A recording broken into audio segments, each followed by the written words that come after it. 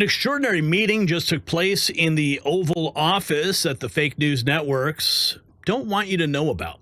President Trump and El Salvador's President Bukele revealed classified information about Biden's border disaster. It'll make your blood run cold. How many known murderers crossed our border under the previous administration? What did Bukele say is necessary to liberate 350 million Americans? And why are border crossing statistics being hidden from the public? What we've uncovered shows this wasn't incompetence, it was deliberate. The partnership forming between these two leaders has globalists terrified, and tonight we're exposing everything they don't want you to know. Now, you want to make a real difference in America's future while earning from home? Well, Patriot Switch NNN.com is launching a project that's perfectly timed with Trump's border security revolution. As we watch these criminal aliens get deported, we need to rebuild our American workforce. This trusted American-made brand is offering patriots like you a legitimate home-based opportunity. No commute, no hassle, just support your family while supporting American manufacturing. Now, here's the thing. They're hosting an exclusive Zoom call that reveals all of the details, the income potential, and how you'll be part of rebuilding our economic security as we close the border for good. You can register now at patriotswitchnn.com while spots remain open. You'll find the link in the description, so act quickly. Let's jump into this. We've got Tom Homan at the White House earlier today, talking about when he started back in 1984 and now comparing that to the numbers. Increased border apprehensions by 95% since last March. Can you describe maybe some of the success behind these numbers? Because I worked for the greatest president of my lifetime, Donald Trump. Trump 45 is successful, unprecedented. And we're even doing better this time. President Trump, I give him all the credit because he put executive actions in place day one. He re-implemented the policies that we proved were effective. Right now, as we speak today, because of President Trump, the men and women of ICE and the men and women of the Border Patrol who stand on that line every day, today we have the most secure border in the history of this nation. No one can argue. The data's clear on that. I started in 1984. I've never seen the numbers this low. So again, the most secure border in the history of this nation, President Trump was able to do that in a matter of weeks. Something that Biden administration didn't do in 4 years. Either wouldn't or couldn't, but we proved it didn't need legislation, didn't need all this other stuff that the last administration talked about. We needed a strong president who took America first and cared about American safety and securing that border. Securing the border at this level means we have a lot stronger national security because of the border. It blows my mind to consider just the amount of damage that Joe Biden and his administration did to this country. It's absolutely treasonous. Here's more from Tom Homan on Fox News talking about the safest and most secure border in history. Now, March encounters at the southern border down 95% from March of last year. Let's bring in White House border czar Tom Homan. Tom, thank you so much for being here. It appears all of your efforts are working here. Now, why is it that you've been able to secure the border in this way and the previous administration was not? Because I work for the greatest president of my lifetime, Donald Trump. He proves it every day. He proves every day that he's the greatest president in the history of this nation because he took the effort. Day one, he knew what he had to do because he did it during Trump 45, putting out executive orders, remain in Mexico, the third safe country agreements, end catch and release. And plus, he's got this out-of-the-box thinking, as he always does, bringing the whole of government to securing the border, including DOD. Right now, today, as I'm talking to you, we have the safest, most secure border in the history of this nation because of President Trump and the men and women of the Border Patrol who are doing a great job, men and women of ICE doing a great job every day. Most secure border in history right now because of these efforts. Most secure border in history. Let's keep going. Here's the Attorney General, Pam Bondi. Okay, talking about this Maryland man. You hear about the Maryland man? Yeah. This is not a Maryland man. This is an illegal alien from El Salvador. 13. Jesse, when you're listening to all these liberal reporters, they keep calling him a Maryland man. He's not a Maryland man. He's part of a foreign terrorist organization. He's a member of MS-13 who, as you laid out in your monologue, came to this country and committed just gang acts. He was caught, and he was two judges, an immigration judge and an appellate judge, ruled that he was an MS-13 member as well. Okay, so I want you to keep in mind that right now we're watching the Attorney General Pam Bondi talking about the Maryland man, right? The Maryland man. What does she say?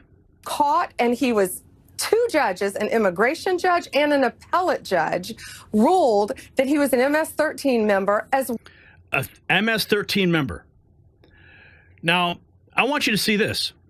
Here's a clip that was just posted.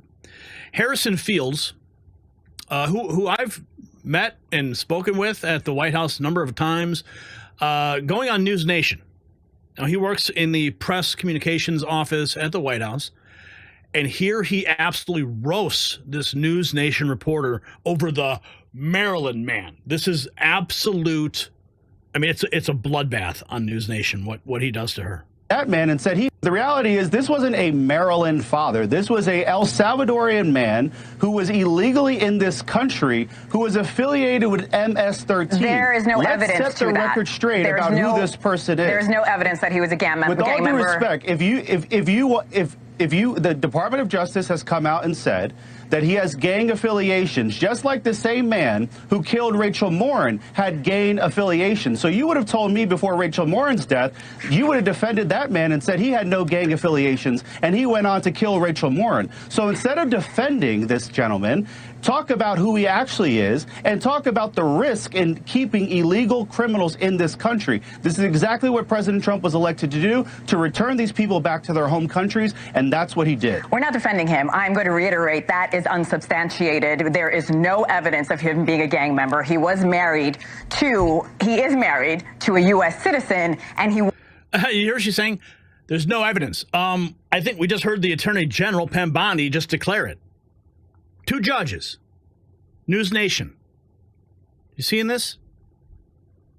There is no evidence of him being a gang member. He is married to a U.S. citizen, and he was in this country legally. Okay, but we don't know if he was Being married does not make you not a gang member. There's no evidence. We're going to move on. There's no evidence that he was a gang member, and I want to reiterate that to our viewers. The Department of Justice came out and said there was credible evidence that he was a member or affiliated with MS-13. You said he's a gang member, and he wasn't fact. legally allowed to be here, which, again, he was legally allowed to be here. And he is married to an American citizen. You can hold court for him all you want. He's no longer in this country. All right. One person, the Americans are safer because of it. And to go back to the original question, so right now the White House seems to be doing nothing about getting him back, and that's fine. I'm going to move on. He's an illegal immigrant. He was here illegally with deportation orders in 2019. What part of that do you not understand? I understand the story very well, and I'm going to stop going back and forth with you on this, but I will say, again, he had every right to be in this country.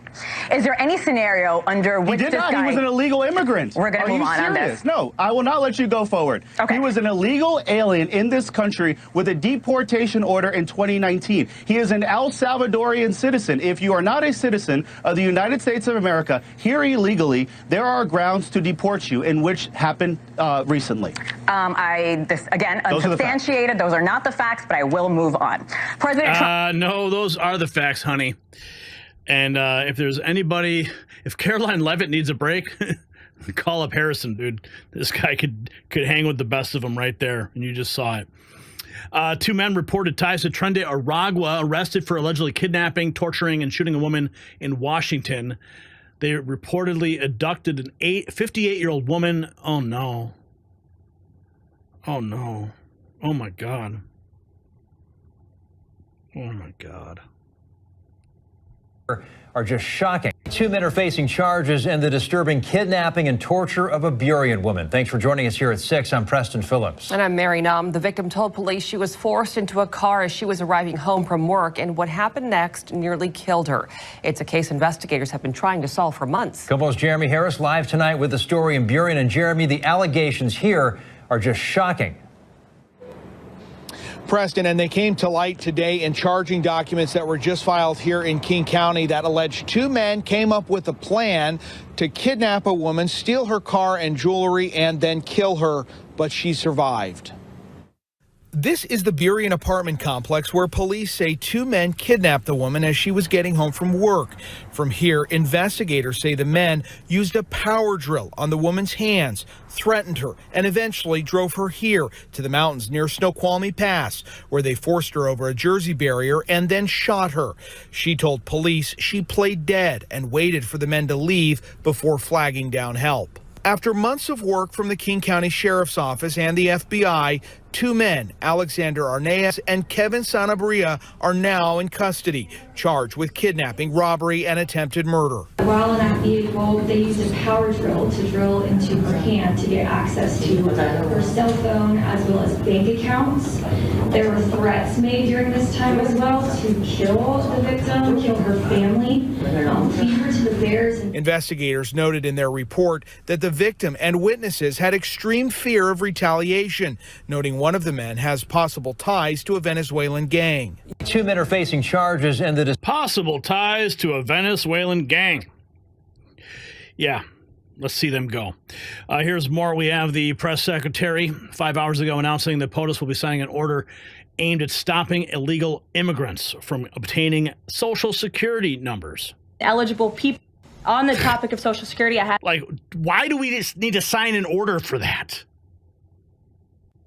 On the topic of Social Security, I have some news before I let you all go. Later this afternoon, the president will be signing a presidential memorandum aimed at stopping illegal aliens and other ineligible people from obtaining Social Security Act benefits. The memorandum will direct the administration to ensure ineligible aliens are not receiving funds from the Social Security Act programs. It will expand the Social Security Administration's fraud prosecutor program to at least 50 U.S. attorney offices and establishes a Medicare and Medicaid fraud prosecution program in 15 U.S. attorney offices. The memorandum will also require the Social Security Administration Inspector General to investigate earning reports for individuals aged 100 or older with mismatched Social Security records to combat identity theft. And the memorandum will direct the Social Security Administration to consider whether to reinstate the use of civil monetary penalties against individuals who engage in Social Security fraud, an effort that has been paused for several years. These taxpayer-funded benefits should be only for eligible taxpayers. And President Biden should think about what he did in his last term, which is allow tens of millions of illegal people into our country, many of whom were fraudulently receiving these benefits. So now let's go to the meeting, the bombshell meeting. The fake news refuses to give you the truth about Trump and El Salvador's Bukele exposing the entire border catastrophe. It happened yesterday. You have a crime problem, a terrorism problem that you need help with. That was Bukele to Trump.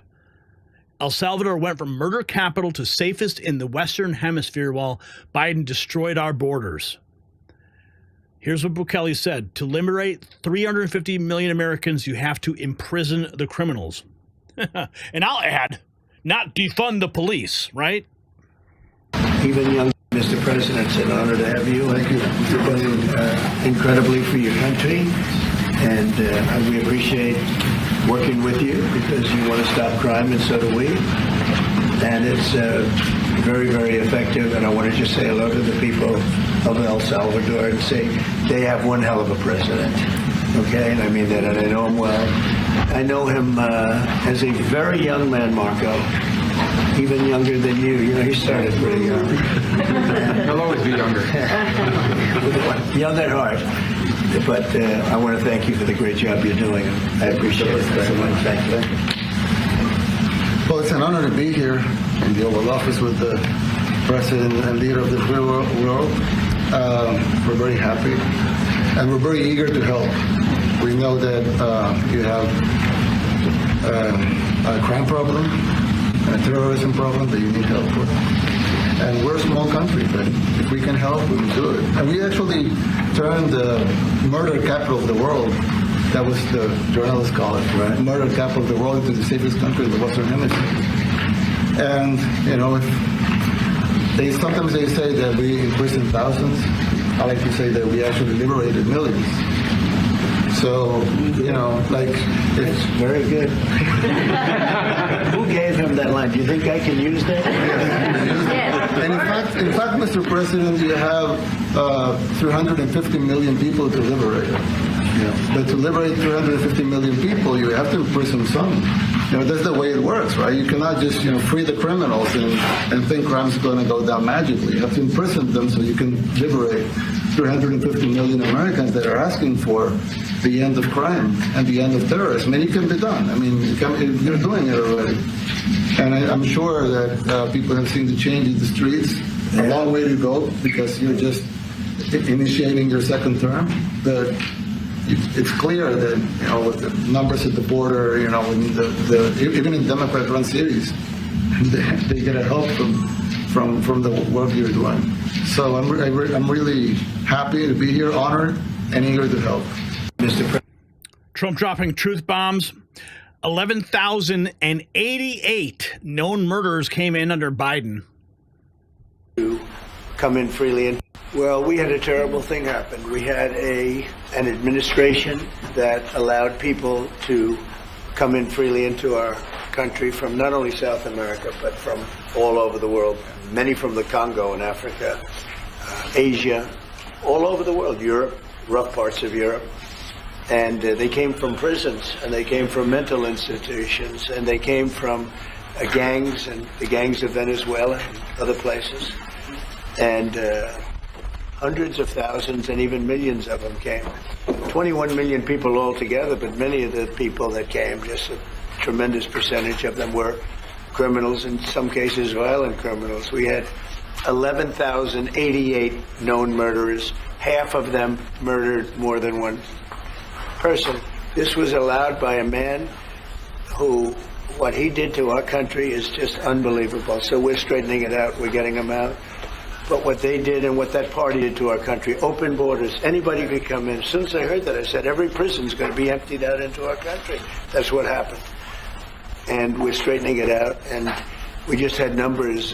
We had the highest recruiting numbers in the history of our country going into police departments. And a year ago, we had the lowest numbers. You couldn't hire a biggest change. Yeah. Nobody's ever seen lowest to the highest. And the military now, Marines, the Army, Air Force, Coast Guard, every slot is, I mean, we have the best numbers we've ever had. We call it recruitment numbers. And we've never had anything like it. We had records on at every single level. But very important, the policemen. The policemen are joining forces now. That we really were having a hard time with policemen because we weren't protecting our police. Yeah. More numbers the media won't show you. Border crossings down 99.1% under Trump. Actually, what you're doing with the border is remarkable. It has dropped, what, 95%? It's incredible. Okay. As of this morning, 99%, 99.1%. To be exact. Why are those numbers not in the media?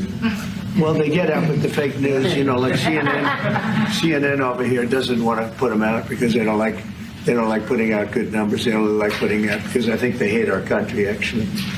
But it's a shame. You're right. Isn't that a great question? Why doesn't the media? Why don't they put out numbers? Yeah, 99%. I mean, it's crazy, right? We're doing a crazy turnaround. Christy, could you maybe say a couple of words about the border? How we're doing? You know, it's just been absolutely phenomenal what a great leader can do.